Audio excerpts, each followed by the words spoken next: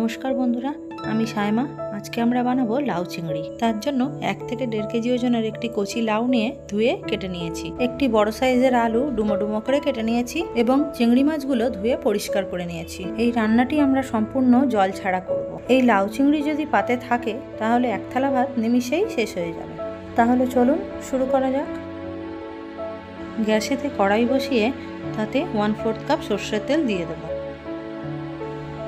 2টি শুকনো লঙ্কা এইভাবে ছিঁড়ে দিয়ে দেব।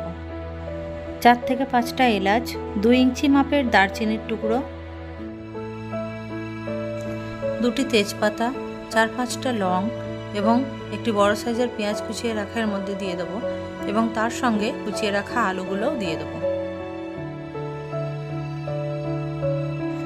এই সব উপকরণগুলি 1.5 থেকে 2 মিনিট নাড়াচাড়া করে এর মধ্যে ধুয়ে পরিষ্কার করে রাখা চিংড়ি মাছগুলি দিয়ে দেব।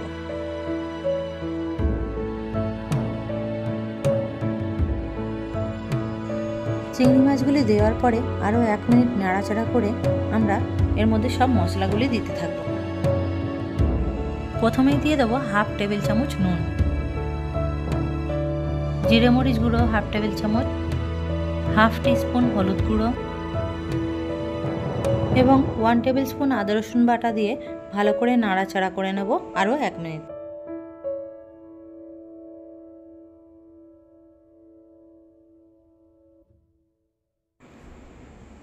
ভালো করে নাড়াচাড়া করে মশলাটি আমার কষানো হয়ে গিয়েছে। এবার এর মধ্যে কেটে রাখা লাউ দিয়ে দেব। প্রথমে অর্ধেকটা লাউ দিয়ে দেব, দিয়ে নাড়াচাড়া করে নেব যাতে মশলাটা না লেগে যায় নিচে।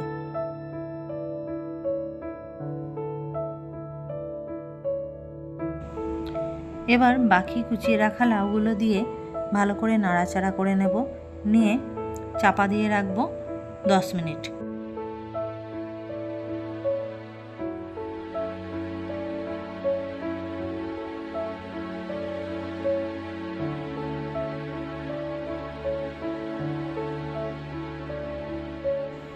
দশ মিনিট পর ঢাকাটি সরিয়ে দেব।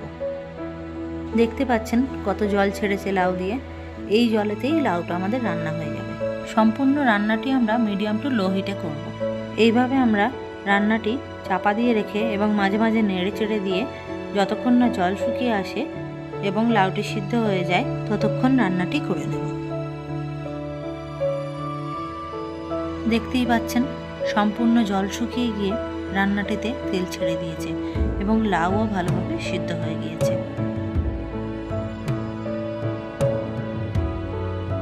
সম্পূর্ণ জল ছাড়া লাউ চিংড়ি আমার তৈরি। এটি গরম ভাতের সাথে পরিবেশন করুন এবং এই অতুলনীয় স্বাদের মজা নিন।